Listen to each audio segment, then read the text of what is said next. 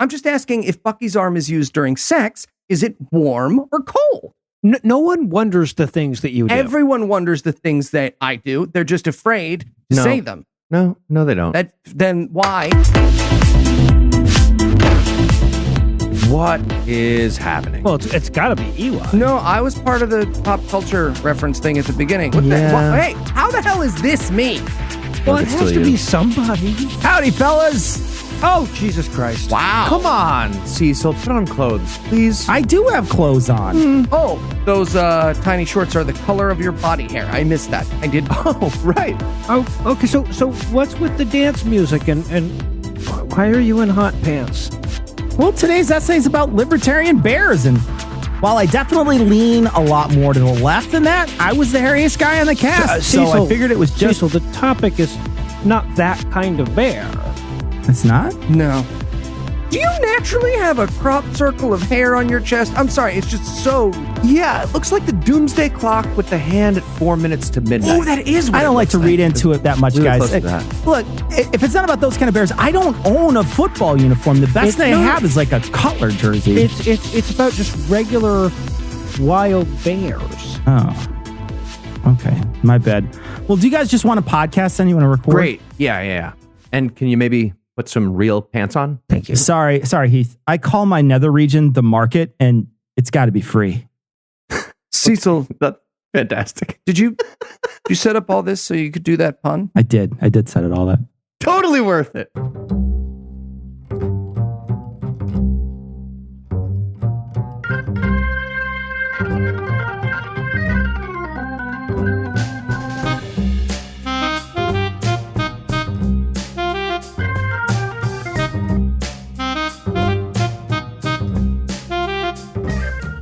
Hello and welcome to Citation Needed, the podcast where we choose a subject, read a single article about it on Wikipedia, and pretend we're experts, because this is the internet. That's how it works now. I'm Eli Bosnick, and I am being detained, but I'm not alone. First up, a guy who, like myself, cringily thought Ayn Rand had some good points in his life, Heath Enright. Okay. Wow. I'm a cishet white guy. It's not my fault. It is my fault. It's my fault. It's entirely my fault. We're genetically predisposed to your like fault, that yes. stupid novel and its bad plot. All right, that got rid of anyone who was trying the podcast for the first time. So, also joining us tonight, three men who never bought into that nonsense, but mostly because they don't read books that long: Cecil, Noah, and Tom. Who wants to read it when I can listen to the Audible version narrated by Laura Ingram? That's probably real. Just want to say that I read more books this fucking year than you have in your adult life, Eli. We don't count ones with dragons in them. But sure, for the sake of this joke, we're going to pretend that the guy who misspelled nonsense in that sentence is the literate one. That's fine. That's fine. That's so mean. And Eli, I have an actual degree in literature and Spark Notes. You would That's nice. Yeah, that's good. yeah. Get Comes that in handy. built-in minor. So, with that premise thoroughly destroyed, tell us, Heath, what person, place, thing, concept, phenomenon, or event will we be talking about today? We're going to be talking about libertarians getting attacked by free market bears. That's the story. greatest. As told, This is the greatest it's story so ever good. told. It's so the good. greatest story. And by the way, ever this told. story is originally told by Matthew Hongoltz Hetling in his amazing book, A Libertarian Walks into a Bear, the utopian plot to liberate an American town and some bears. So, Heath, tell us about a time a libertarian walked into a bear. Yeah, first tell us if you read this book, Mr. Reads More Than Me, because I have. I read it. Pretty sure. Actually, I'm the one that recommended it to Heath. Hey, Heath, when's the last time Eli recommended a book to you that didn't have a fucking dragon in it? There's your opening question right there. That's actually a great question. Tom, I think we should leave. Wow. They're going to have a see. slap fight any minute. They're just going to have a slap fight, and I want to watch it. Oh, you know what? Eli pretends he read all of Proust, and he told me that was good. So there's that. I do pretend that. That's true. So All, It's fine. I pretend I read all of Heidegger. every philosophy student pretends they read all of Heidegger too. Right. That's how it goes. All right. So this is the story of what happens when a town chooses to have its organizing principle be disorganization. A group of libertarian idiots took over the town of Grafton, New Hampshire in the early 2000s And the only rule was there are no rules. And thanks to their experiment, we learned that the real life result of unfettered libertarianism is everyone gets mauled by bears. That's Yes, it is. science. Yep. We learned by Okay. science that's what happens. Maybe they should have figured out that libertarianism is a scam when the town was literally named Grafton. Like, that's just Or barring that, right when they there. applied logic to the philosophy. Yeah, that'll do it too. Yeah, these guys are crazy about bear arms, so all this makes sense now, I think. All right. So before we get to the libertarian coup, I'll give you a little background on Grafton, New Hampshire. Since they first incorporated in 1778, Grafton has had exactly two defining characteristics: tax evasion and hating bears. European settlers were mostly farmers who made their living by raising sheep and pigs and by growing corn and apples. And those just happened to be exactly the stuff that hungry bears like to eat. The farmers also raised a lot of kids. Same problem. So the large population of bears loved it. The farmers did their best to guard their stuff, but it turns out that bears, they just do whatever they want. You They're can't bears, really yeah. tell them what to do. If you shoot them with a musket, they often just say, "Ow, what the fuck? Why did you shoot me with a musket?" And they keep eating your apples and your child. Yeah. So Grafton and the entire region has a long-standing feud with bears. It's time to move when a bear is in your kitchen temperature testing porridge. It's really just time to go. Is it move or play dead? I keep forgetting. Whenever I sense danger, I take a nap. I've been hibernating since 2015. It just seemed reasonable. Oh, never wake up, sweet child. Okay, Heath, to be fair to the Bears, they were there first, right? If a bunch of racist bags of Cheetos moved into your house, you'd eat at least a few of them, Heath, I'm right? The government of the newly founded United States heard about this bear problem, but they didn't want to order people to kill bears for fear of seeming like the monarchy they'd just broken away from. And they didn't want to start a publicly funded bear killing squad because that would mean taxes, the only thing everyone hated more than bears. So they landed on a market solution. They put a generous bounty on bears, and everyone became a professional bear hunter almost overnight. This went very badly. For example, one popular method was to strap a loaded gun to a tree with a long string attached to the trigger. And they'd run the string across the edge of their cornfield.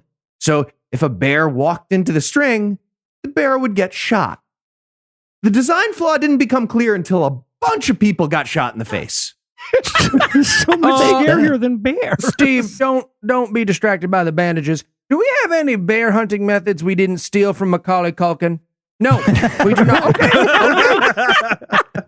So another technique that turned out to be a mistake was taking a sexual angle at bear hunting. How did what? So I learned this lesson the hard way when a local politician tried to win re-election by impressing everyone with his bear hunting manliness, and he proposed to kill a notorious bear known as Old Slippery Skin. So Caliente. he slathered himself with female bear pheromones Oh my and went out into the woods. Noah seems to already know how this is going to be a problem. He goes into the woods and then almost immediately he comes sprinting back out of the woods, being chased by a giant bear with its stick out. He lost that election, by the way. Did it last more than 4 hours, though? Oh, well done, sir. She says, but no, it feels to me like he just got caught during his morning bear fuck, right? He's like, yeah, that's another failed hunting plan. Do I look silly now? Guess I can't be mayor. I'll I walk think he this got the bear name home. Slippery Skin. That's not. Yeah. Good old honey dick. Yeah. All right. And here's a quick background on Grafton's proud tradition of tax evasion. That's their other thing besides hating bears. This goes back even further than the American Revolution. In 1772, England told New Hampshire to save all its white pine trees to make ship masts for the British Navy. And that's when the people of Grafton responded with the Pine Tree Riots. They got a mob together. They beat up the royalist sheriff and his deputies with tree branches, and they sent them back to the capital on horses that they had shaved and de-eared. Why? And by the way, it didn't get better after the revolution. In 1777, Grafton wrote the earliest surviving tax evasion document in American history. They demanded that the newly formed state of New Hampshire, which they spelled wrong, their own state, should give their town a full tax exemption because go fuck yourself. When that didn't work, they seceded from the country as a town. Except that's not how it works. No. Then in 1781, they thought about joining Vermont, which was still an independent republic. But right while that was in the works, Vermont started raising a royalist militia, and a New Hampshire leader narked and told George Washington what they were trying to do. And Washington said, he wrote a letter that said, I will stop fighting the British right fucking now, and I'll take the entire Continental Army up to Vermont and destroy you. In the end, Grafton got stuck being part of New Hampshire and having taxes, which they tried to pay in grain. That did not work. They wouldn't take a grain check? That's crazy. Grain. So as the birthplace of failed American tax protesting and failed American bear stuff, Grafton was destined for a tragic libertarian fantasy project. Fast forward to 2004. A van with 4 libertarian idiots is driving around New Hampshire looking for the perfect town to steal. Their plan is called the Free Town Project. They want to move hundreds of like-minded free thinkers into a town, hijack the existing infrastructure, and set up a local government with no governing. And after a bunch of searching, they found Grafton. It had a whole bunch of libertarians already. Everyone hated taxes, and they had less than 800 registered voters, so it wouldn't be difficult to hack the local elections with a small migration of co-conspirators. So they settled on Grafton as the target of the Freetown Project. You know, when your brilliant political movement relies on 4 guys driving around in a van, you do not have a brilliant political movement. No, you don't. That's correct. But you do have the start of a kidnapping. So, Yeah. All right, let's meet the cast. We have a Marine veteran turned anarchy lawyer activist and Barry Goldwater acolyte. what? His name is Tim Condon. Really? We have Wow. Bob Hull, a businessman from New Jersey who wears nothing but 70s disco stuff. We have Tony Lekas, a software engineer from Chicago whose dream is to eventually break into the firearms instruction business. That's his dream. Wow. And finally, we have Larry Pendarvis, a.k.a. Zach Bass. Why would he have an alias? Great fucking question. First of all, Pendarvis got convicted of 129 counts of child porn in Florida. Jesus, that's before this a happened. lot. But he got acquitted because the prosecutor submitted a document to the jury that made the word introvert look like the word pervert. And that was unfair.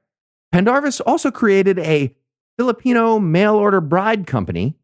He ended up being wanted by the authorities in Texas, and he was eventually arrested in the Philippines for human trafficking type stuff, not surprisingly. Sounds great. So that's the brain trust behind the Freetown Project in Holy Grafton. shit. Damn, that shit is awful.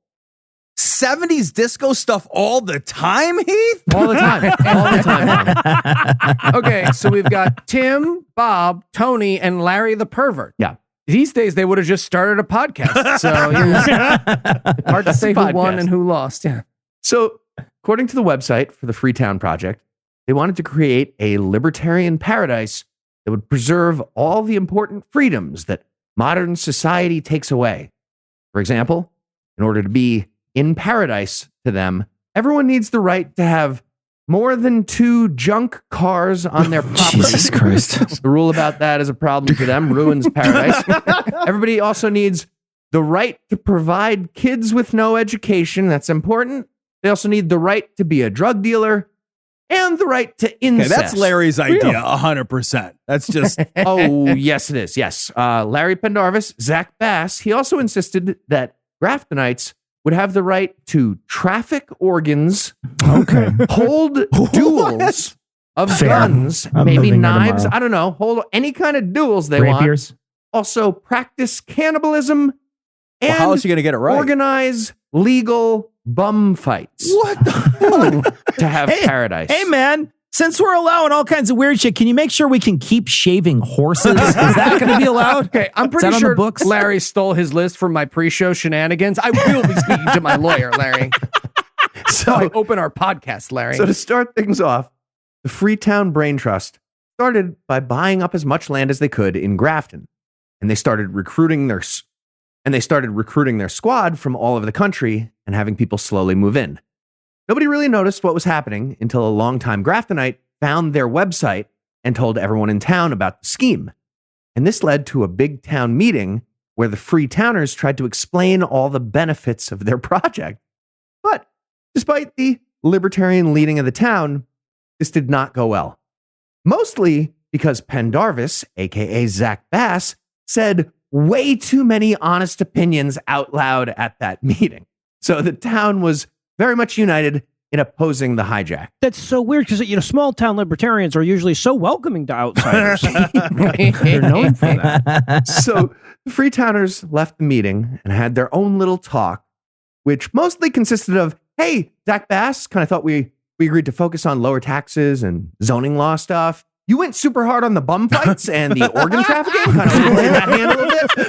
You want to tone it down next time? I've gotten that talking to. I get it. Yeah, you get it. Eli gets it. But despite the bad first impression they made, they all agreed that the majority of residents did not show up for the town meeting, and those were probably allies. And it turns out they were right about that. So they kept going with the plan, and pretty soon there were hundreds of anarchist immigrants moving in, renting land from those original 4, and doing a whole bunch of freedom stuff, whatever freedom people do. Were there just like a lot of people in New Hampshire with extra organs they've just been waiting to sublet? How is this enticing? Right. Well, it's a weird problem to highlight. Yes. Tom, if you live in New Hampshire, most of your organs are extra by definition. Right. Well, look, I've got a spare spleen that I'd let go for the right price. I mean, it's not. They can use that app that Heath invented, Organ Grinder, to just find other people. So people are moving in, and the Bears are loving it. More people meant more barbecue grills with fat drippings and more bird feeders and more pies on windowsills. It's also important to remember that bears are basically superheroes. Yep. And that definitely includes the black bears you find in New Hampshire. They have super strength, enough to bend a car door in half, apparently. They have much better eyesight than humans, including night vision. Their ears are about twice as sensitive. They can smell a body from about 20 miles away. That's 7 times better than a bloodhound. And despite weighing up to about 500 pounds, they are impossibly fast. The average black bear could give Usain Bolt a 25-meter head start and still catch him well before the finish line of his world record 100-meter dash. Wow. And then that bear could murder Usain Bolt very easily. Yeah. And according to some local residents, some of these bears also figured out a way to skip the winter hibernation, and they also figured out how to avoid car headlights like they were playing Assassin's Creed. People claim they saw bears being like, bum, bum, bum, bum, and just like sneaking away.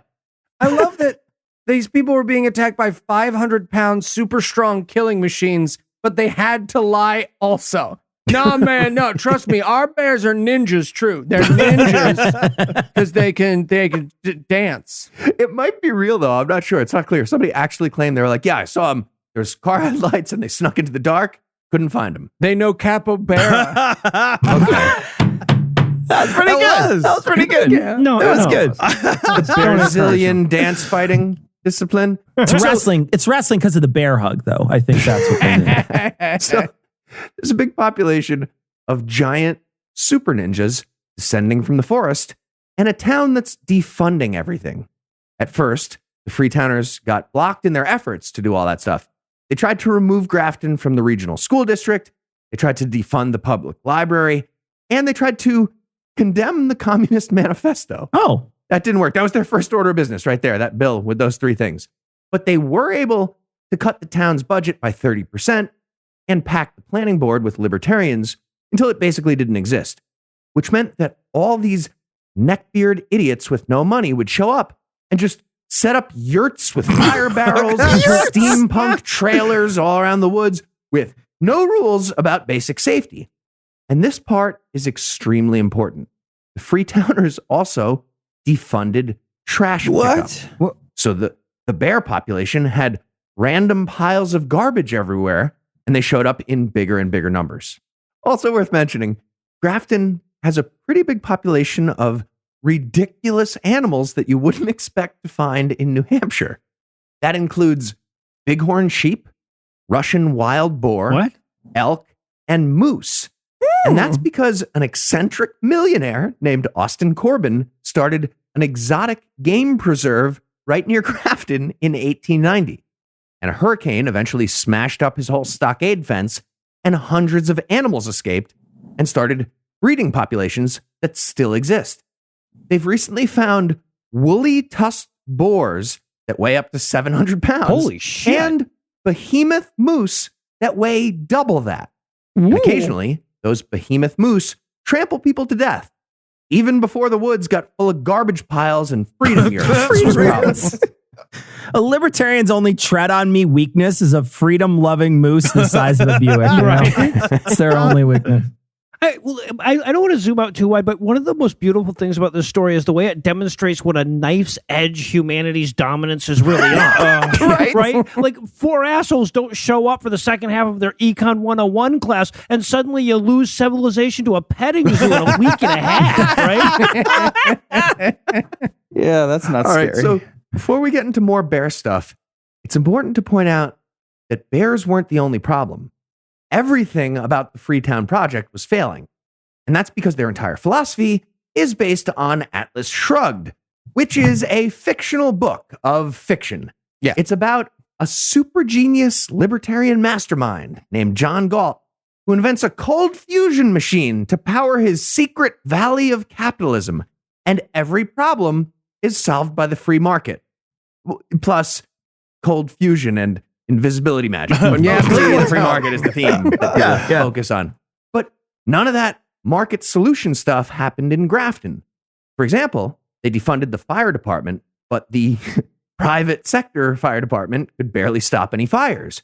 Because first of all, you pay for a private fire firm with the same dollary stuff that you pay taxes with. So people didn't want to buy it. But also, a subscription to the fire firm isn't that helpful if the house next to you doesn't have an individual mandate to also not be on fire. Point being, people are stupid. So they demand the wrong amount of certain stuff, like not being on fire. You might have learned that in the second half of your Econ 101 class. They also demand pretty much zero in terms of roads that don't destroy your car or bridges that don't collapse. So their cars got destroyed and their bridges fell apart and they were on fire. All right. Well, we learned that the social safety net is the only thing keeping us from living inside the second act of a Michael Bay movie. So I'm going to go blow a librarian, but we'll be back after a little ditty we like to call Apropos of Nothing.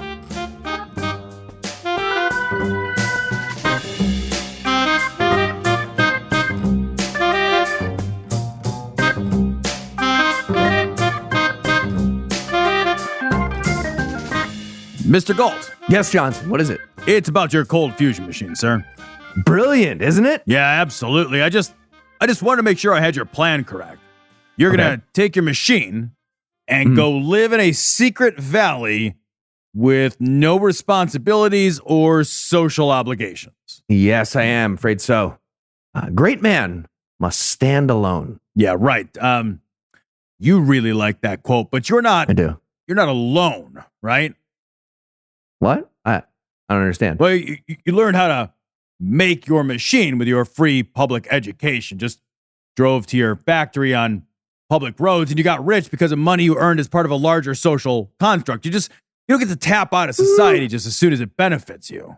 Well, I'm afraid society has given me no choice. A great man Must stand alone. Yeah. Okay. Must stand alone. All Yeah. right. What's with the machete? I'm going to cut you up and eat you. What? No, don't do that. Yeah, sorry, sir, but if you think about it, it is the ultimate free market solution. What? No, it's not. No, it is. It is. The market demands that you share your cold fusion machine, and I'm going to fill that demand by cutting you up and eating you with cheese. Come on, there's got to be a better solution for that, right? I mean, you could share your inventions. We'll give you money. And then as a society, we'll use that money to make stuff work. And then I don't cut you up into pieces and dip you into Gruyere. Okay, Gruyere. I really don't like how specific the plan is. But fine. Here's the plan for my cold fusion machine. Yeah, this is a napkin with a drawing of 2 ice cubes on it. That's Yeah. You got to squeeze them like hard. You got to squeeze them pretty hard. Yeah, I'm going to cut you up and eat you. Totally going to do that. Oh, yeah.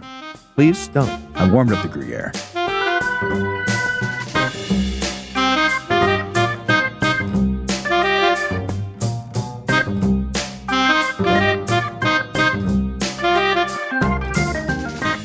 And we're back. When we left off, we were laughing at an undereducated group of white people who think the solution to all of America's problems was a political ideology they don't understand. Luckily, the left never does that. So tell us, what did those buck-toothed hillbillies do next? Wow. Jesus Christ. Eli just said something mean about the left. I'm not sure exactly what he was trying to say, but it was something. It was something. Okay. He's not as woke as he The pretends. people I was talking about don't get it. So, obviously, a big part of the problem was the libertarian philosophy that refuses to have pretty much any central planning. But we can't ignore another important facet of libertarian stupid, the idea that you're allowed to do whatever you want on your land.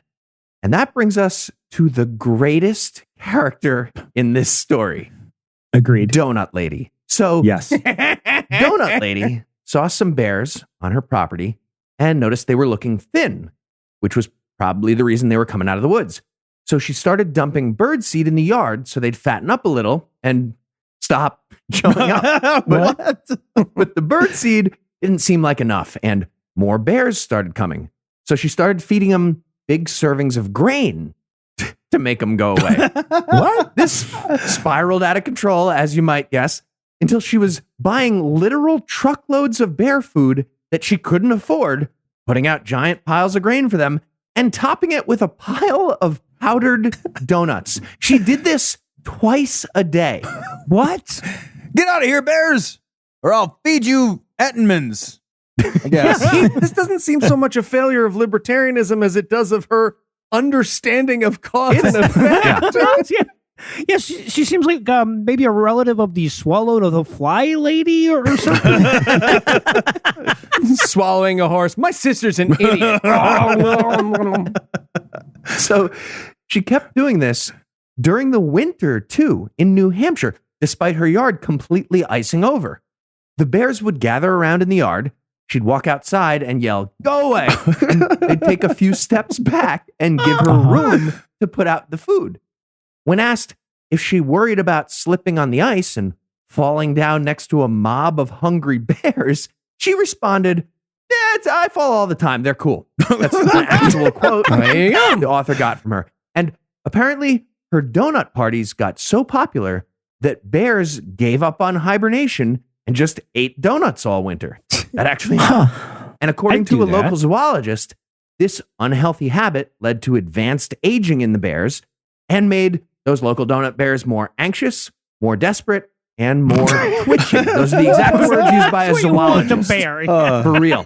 But Donut Lady did not care. And neither did the libertarians, because bears on your land are your property. And you're allowed to give them twitchy dementia if you damn well please.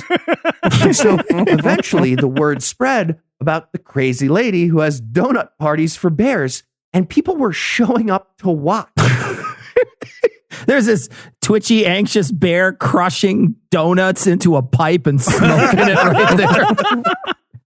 Okay, guys, today we're going to cover ourselves in honey before we watch the deranged, starving bears eat. You know, for funsies, the system's really crushing it. We're doing great. So now it's time to check in with the yurt people.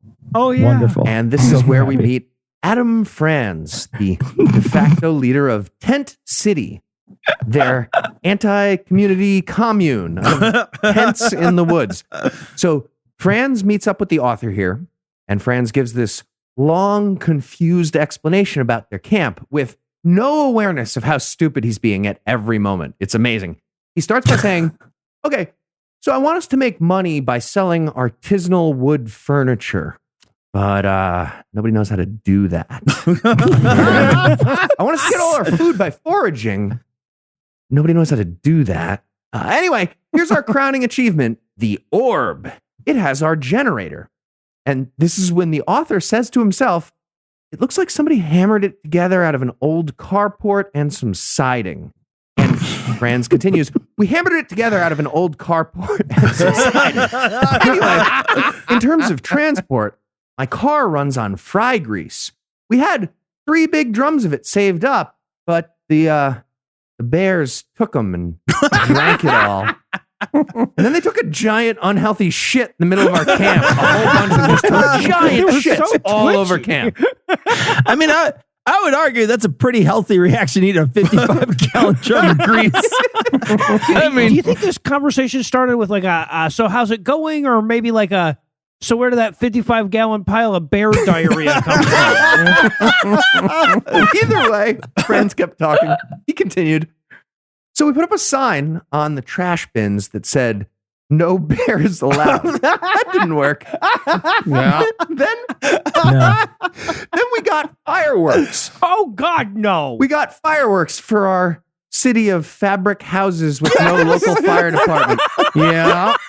So when a bear shows up, we set off the fireworks and we yell, go away. And that kind of works.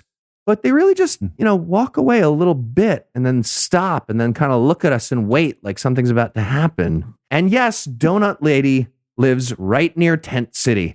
Almost guaranteed that Tent City was dealing with some of the same bears that learned go away means please step back for a minute and then start eating free donuts that I'm going to give you. Yeah, to be fair, restaurants in Chicago have the same system for Heath and Tom when they go out. So. who takes similar shits of the 55-gallon variety. As so happens. Okay. So you got to stop looking at my shits, Noah. It's getting weird. So the book is full of ridiculous characters, but we don't have time for all of them. I'll give you one more little vignette. This is the story of John Connell, a libertarian factory worker who sadly got severe brain damage from a chemical fire, got born again Christian, became a free towner, and spent all his life savings on buying the old church in Grafton. He never should have been able to buy the property, but it was made possible because the town had a ridiculous history that was very much religious about Jesus, but even more religious about avoiding taxes. At one point, the town was so mad about having to put any tax money into upkeep of the building that they literally split the church in half, like a sitcom with a line of tape, for real. And they had to pay, and they had the town pay for their half and the church pay for its half. And then the town got tired of paying for their half and it became fully owned by the church. But then a bunch of libertarian lunatics moved into town like we were talking about, so the church decided to leave. They offered to sell the property to the town for a super low price, but the town refused. Then they offered to just give it to the town for free. But again, the town refused. What? The town didn't want to spend any tax money to have this property and building appraised to see if it was worth more than $0. So at that point, Connell jumped in and bought it for almost nothing compared to what it was worth. Wow. When tax-free providers of nothing leave your town because they're getting a raw deal, no, things are bad. So eventually, Connell racked up about $14,000 in unpaid taxes after refusing to do the paperwork with the IRS to become a 501c3. His sincerely held belief was that sending mail to the IRS would acknowledge their existence as a slaveholder. And What? while this debt was growing, the building continued falling apart because he had no money, and he turned the church into a basically just a rickety warehouse for his hoarder collection of random dry wood and oily rags. That was seriously most of his collection. There were no rules against that either because, of course, there were no rules. And then the building lit on fire with Connell inside. And just like New Hampshire motto, he lived free or died. One of those two. I gotta say, as utopias go, this one has a lot more fire than I would have initially anticipated. A lot of fires. Yeah. So now we fast forward to 2012, and the bear situation is getting so much worse, especially when Grafton had a big drought in the spring. All the plants that bears normally eat were dying. Bears are just pouring out of the woods looking for other sources of food. And that includes an Army veteran in a wheelchair who couldn't get the VA to make her house safe and accessible because, of course, the Freetowners had defunded everything. It also includes just about everybody else in town, even people with houses that were not made of cloth. Bears were showing up all over town, and as this was all happening, Donut Lady kept feeding the bears because, quote, there was a drought and the bears needed the food more than ever. I think the founders of our nation had a donut t-shirt gun in mind when they wrote the Constitution. I think they definitely did. Why? I fucking hope so. You can't get more American than donut t-shirt gun without taking away the rights of a minority. Yeah.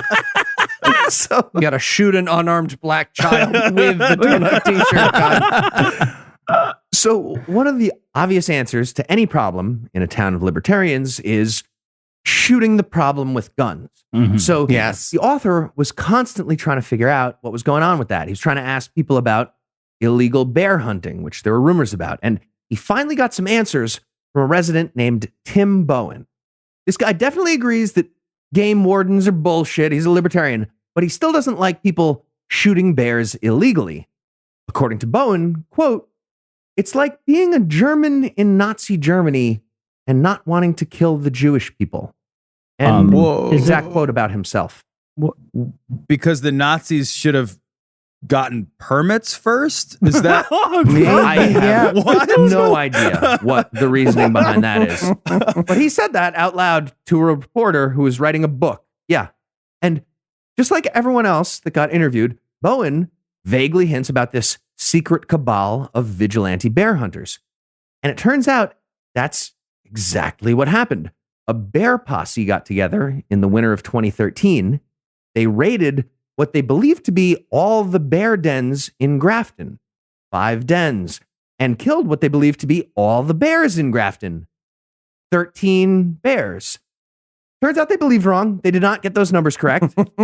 Also, not only is killing hibernating bears illegal and extremely unethical, they very clearly did not solve the bear problem because those weren't the numbers. Much like they didn't solve the anything else problem. But fun fact, there are a few rules about killing a bear in New Hampshire. It has to be in season, you need a hunting permit, and you can't use chocolate in any way. Oh my God, they tried to poison the donuts, didn't they? And that brings us to the beginning of the end for the Freetown Project. In February of 2016, the Free State Project announced their official debut. And that is exactly what it sounds like from the title. The Free State Project had been building up recruits to take over New Hampshire and make it a libertarian anti-state. Well, yeah, because things were going so well on the city I gotta level. scale. Right. Built it up, yeah.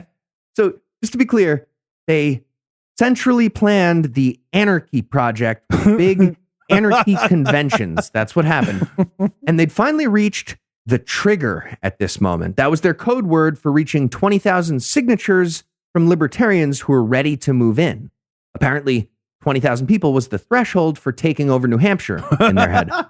So, just like in Grafton, on the town level, the Free Staters started taking over the state government.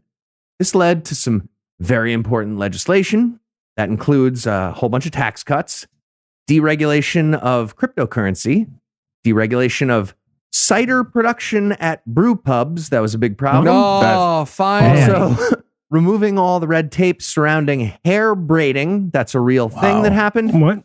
Yep. And the elimination of 1,600 other laws that were stifling freedom in New Hampshire. Yeah, and if you go back and read that petition now, you'll notice that of the 20,000 signatures, at least 19,000 of them were bear names. They're just bears. So Paw prints dripped in ink. so many you know? bear puns that were really obvious if you'd gone through it. Yeah. So Can't be pretty this much- many Berensteins trying to move into this place. It's not. That's not even how it's spelled, stupid.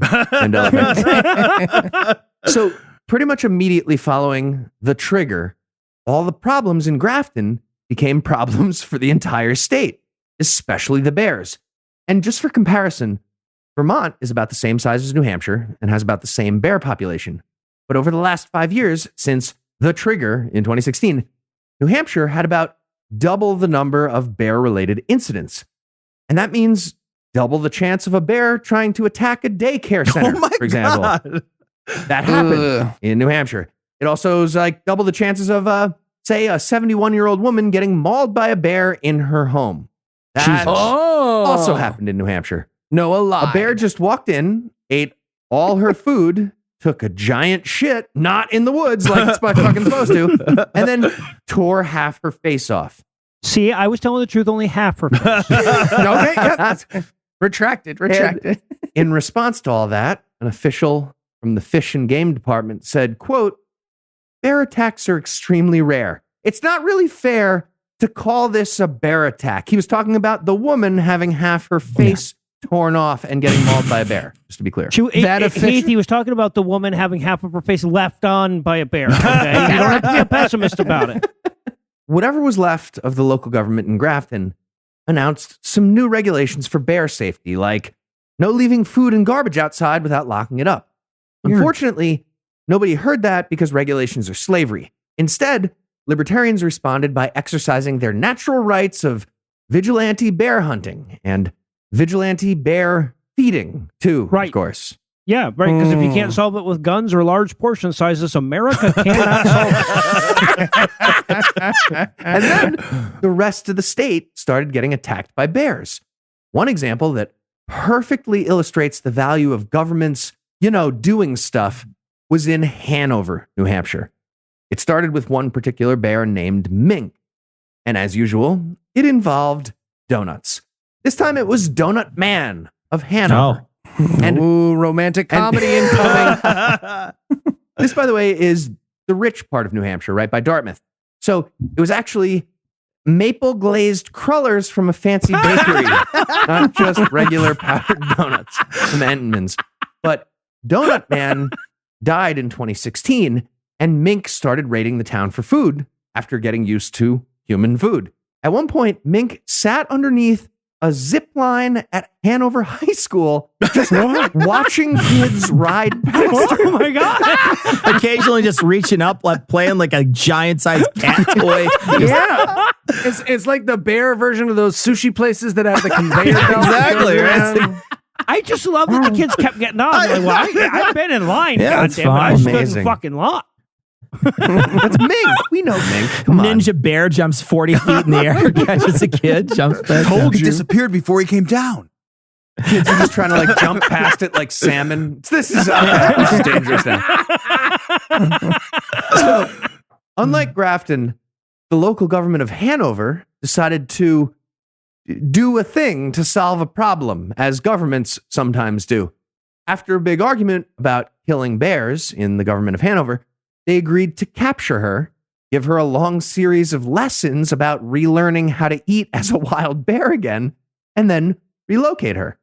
And that's what happened. And Mink was moved to a remote town about 120 miles north. And then about a year later, Mink showed up again in Hanover. And this time, they caught Mink, gave her a radio tracking collar, and made extra rules about outdoor food and trash, including hefty fines for breaking those rules. This all helped, but they eventually decided to catch her one more time and take her even further away, about 200 miles this time. And then, about a year later, Mink made it back to Hanover again. They tracked her collar, and they found that she took a long, winding path of about 1,000 miles to get back to Hanover, which was 200 miles away total. But after all that time in the wild, she was back to eating mostly acorns instead of donuts. And there were a whole bunch of rules about bear safety, including no fucking donuts or crullers or beignets or whatever you think of, none of that. Bottom line, preventing attacks by yoked up forest ninjas works out way better when there's an organized community of not libertarians. Also, it's super helpful if you're rich, like Hanover was. But even relatively poor towns did much better than Grafton, New Hampshire. So the Freetown Project in Grafton was failing for so many reasons. But the final nail in the coffin, ironically, was the Free State Project. All the libertarians found much better towns than Grafton all over the state of New Hampshire. For example, Keene, New Hampshire was a big draw, even though it had way more taxes than Grafton. And the reason it was such a big draw was all the really good stuff they had because of their taxes that were higher. So whatever was left of Grafton completely dried up. Here's how the author described it. Quote, "In the newfound quiet, survivors of America's first free town were left to assess the damage as if they'd woken up after a smashing house party, only to remember with growing horror that it took place in their own home." Record player spinning with a half-eaten bear donut on it. Just bouncing. Just for the record, it wasn't just an extreme example like Grafton that failed.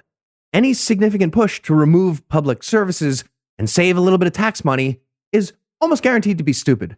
A research team at Baylor University did a study on this back in 2019 to check, and they found that if you compare similar towns, one with decent public funding and the other with libertarian defunding, the first one is measurably happier. Just literally more units of happy if you do that. This holds regardless of geographic location, wealth, education, marital status, age, and health. Yes, the people of Grafton had a couple $100s off their property tax bill, but their car was broken and their house was on fire and they got mauled by a bear. All that being said, the authors from this Baylor study, they admitted that correlation doesn't necessarily mean causation. And in the greatest passive-aggressive concession statement ever, they pointed out that instead of lower taxes causing sadness in places like Grafton, it also could have been that miserable people caused lower taxes. All right, we want to be fair here. This could be because libertarian ideas suck, or libertarian people could suck as human beings. That's the concession statement. Or both. Yeah, right. Make sure all our Let's faces not are rule good. anything out. Why not both? Yeah, absolutely. So to close it out, the author describes driving through Grafton to see how it all worked out in the end. The answer was very, very badly. Just about every house was for sale. Hardly any businesses were open anymore, and all the roads were falling apart. And then the author went to check on the tent city, and he learned about just how badly the bear problem was and how it led to the inevitable demise of the Fremen of the Yurts. So after the fireworks and the strongly worded yelling didn't work out and didn't get the bears to go away, the Yurt people decided to build a Trump wall. They put up a makeshift stockade around all their tents. But apparently that didn't really help. First of all, their giant collection of lawn chairs and buckets and tarps and pieces of cars was all sitting outside the stockade. What? Why would they do that? All the people were gone. They showed up looking for freedom, and they ended up walled inside their sad little fence with bears enjoying all their stupid toys. It turns out that the saying, "freedom isn't free," was an accurate motto, but not like anyone meant it. You have to pay a little bit of taxes for trash pickup to buy all that freedom. In the end, the only thing left in Grafton of any value was the public library. The few people left in Grafton were using it as a vital community hub, just like they said was very important in that study from Baylor University. All right, Keith, if you had to summarize what you learned in one sentence, what would it be? Okay, so bear attacks on humans are extremely rare overall. According to the book, you're more likely to suffocate in a giant vat of corn than be injured by a bear attack. But not in Grafton. So here's what I learned in one sentence. A sentient vat of murderous corn that tries to fly up and suffocate you is a better resident of your town than a staunch libertarian. All right, yeah, that's fair. And are you ready Checks for the out. quiz? I'm ready. All right. Oh, I got one for you here. What should Grafton's city motto have been? A, all the freedom you can bear. B, come for the clam bake, stay for the reconstructive surgery. C, a storm's a brewing. Fantastic. Or D, Ursus shrugged. Brilliant. A storm is a brewing. I was real excited about, but Ursus shrugged is fucking perfect. Yeah. That is correct. Well done, sir. It was going to be Ursine post up ahead, but you guys said Ursus shrugged was better, so I went with that. All right, Heath, why did this experiment really fail? A, they barely gave it a chance. B, Oh, barely. all right. B, they ignored all the grisly details. C, libertarianism is the polar opposite of good governance. Or D, Panda Express. Panda Express would Panda not move Express into is why gravity, everything but it fails. was Yeah, probably absolutely. Panda Yeah, Express. fantastic. Okay, got it. It's fucking gross. Heath, one more for you. What's the best profession in a libertarian town run by bears? A highwayman or a foot Paddington. B, Paddington's a bear. A pallbearer. Yeah. C, a panda handler. Or D, Nice. a yogi. I like that. Okay. I love all of them. I'm going with B, pallbearer. Because that's just that's It's a diamond in the because rough. it's the true one. But no, you'd be wrong. It's a foot Paddington. It was a foot the one that no Paddington. one liked. Oh, Yeah. all right. Well, that means Cecil, you are this week's winner. All right. Well, let's get Tom in there. Pass. All right. Well, for Cecil, Noah, Tom, and Heath, I'm Eli Bosnick. Thanking you for hanging out with us today. We'll be back next week. And by then, Tom will be an expert on something else. Between now and then, you can listen to all our podcasts on all the podcast places. And if you'd like to help keep this show going, you can make a per episode donation at patreon.com/citationpod or leave us a 5-star review everywhere you can. And if you'd like to get in touch with us, check out past episodes, connect with us on social media, or check the show notes, be sure to check out citationpod.com.